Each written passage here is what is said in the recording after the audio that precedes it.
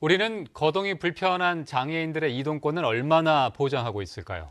네, 교통약자인 장애인들이 필요할 때 불러서 탈 수 있도록 지자체마다 장애인 콜택시를 운영하고 있는데요. 그런데 충북은 시군 간 이동은 하늘의 별 따기고요. 늦은 밤에는 아예 운영이 중단되는 열악한 실정입니다. 재희원 기자가 집중 취재했습니다. 29살의 지체장애 1급 청년 이구원 씨. 선천적 사지 절단증인 이 씨가 집과 일터를 오가는 출퇴근길, 휠체어를 탄 채로 승차할 수 있는 장애인 콜택시 이용은 필수입니다. 그런데 이 차량은 하루 전 예약하지 않으면 이용할 수 없습니다. 서울과 대전 같은 대도시에선 이른바 즉시 콜로 운영돼 이용자가 필요할 때 전화하면 가까이 있는 콜택시가 배차되는 반면 충북에서는 최소 하루 전 예약제로 운영하기 때문입니다.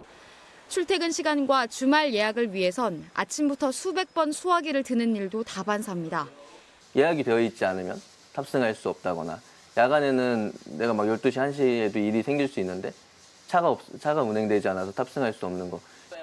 이마저도 24시간 운영되지 않기 때문에 정말로 급하면 야간엔 119 구급차를 부르는 수밖에 없습니다.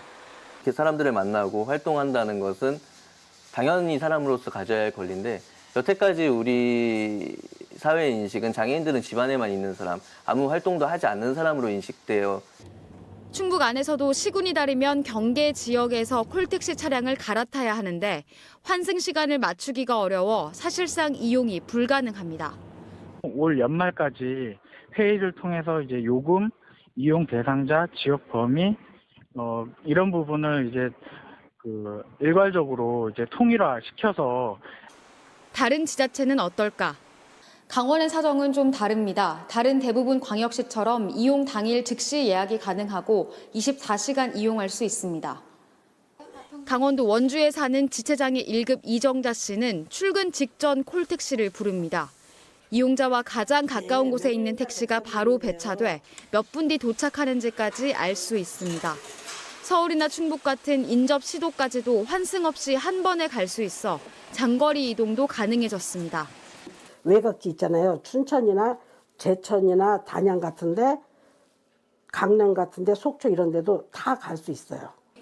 시군별로 나눠져 있던 콜센터를 강원도가 광역 단위로 통합해서 24시간 운영한 결과입니다. 강원도가 동계올림픽으로 해서 이동권에 대한 이제 이슈가 많이 됐고요. 강원도가 또 산간지 지역도 많잖아요. 그래서 그 지역에 장애인들이 좀 예약을 통해서지만 오고 갈 수 있다는 거 이런 게. 장애인 콜택시 서비스가 지역별로 큰 차이를 보이자 국토교통부가 표준 운영 조례까지 준비하고 있습니다. 차별 없는 장애인 이동권 보장, 더 이상 미룰 수 없는 공동체의 책임입니다. MBC 뉴스 재희원입니다. 자, 그럼 장애인 이동권 문제를 취재한 재희원 기자와 좀 더 깊은 얘기를 들어보겠습니다. 자, 충북과 강원의 사례를 앞선 보도로 확인할 수가 있었는데요. 왜 이런 서비스의 차이가 생기는 걸까요? 네, 한마디로 말하면 강원도에서는 중증 장애인들이 휠체어 승강기가 설치된 콜택시를 24시간 이용할 수 있고 또 그 차량을 타고 인접 생활권까지 갈 수 있지만 충북은 그게 안 되고 있다는 겁니다. 네. 강원도는 지난 1월부터 시군별로 나눠져 있던 콜택시 업무를 도 단위로 통합하면서 앞서 보신 광역 서비스를 시작했습니다. 하지만 충북은 여전히 시군별로 따로 업무를 보고 있기 때문에 행정구역을 넘어서면 서비스가 연결되지 않아서 이런 문제가 발생하고 있는 겁니다. 충북도 이런 문제를 모르고 있지는 않습니다. 이미 이시종 지사가 민선 7기 공약으로 중증 장애인 이동권 확대를 약속한 바 있습니다. 그 중증 장애인들의 이런 실정을 충청북도도 잘 알고 있으면 이제 빨리 해결하면 될 일인데 왜 이렇게 늦어지고 있는 걸까요? 네, 충청북도 계획대로라면 내년 하반기까지, 그러니까 지금부터 1년은 더 기다려야 충북에서도 인접 생활권까지 24시간 서비스가 가능하다는 얘기입니다. 지금 국토부에서 지자체마다 다르게 운영되고 있는 장애인 콜택시 문제를 개선하려고 표준조례안이라는 것을 만들고 있습니다. 표준조례안은 시도에서 조례를 제정할 때 꼭 담아야 될 내용을 적은 가이드라인인데요. 이 콜택시를 365일 24시간 장시간 운영하고 또 인접 지자체까지 운행하는 것이 골자입니다. 충청북도는 이 표준 조례안이 확정되고 나서야 콜택시 통합 운영 방안을 찾겠다는 입장입니다. 그렇군요. 그 문제를 알면서 대응은 매우 소극적인 것 같은 인상을 지울 수가 없는데 왜 이렇게 지지부진한 걸까요? 네, 제가 취재하면서 만난 한 장애인은 이런 얘기를 했습니다. 정책 담당자가 하루만 본인이 휠체어를 타고 생활해 보면 조금 더 문제가 빨리 해결될 것이다라는 말이었는데요. 사실 장애인 이동권 문제도 예산이라는 현실 장벽에 가로막혀 있습니다. 그러나 이동이라는 것은 장애인뿐만 아니라 노약자나 또 유모차 이렇게 모든 사람들이 안전하고 편리하게 이동할 수 있는지의 문제입니다.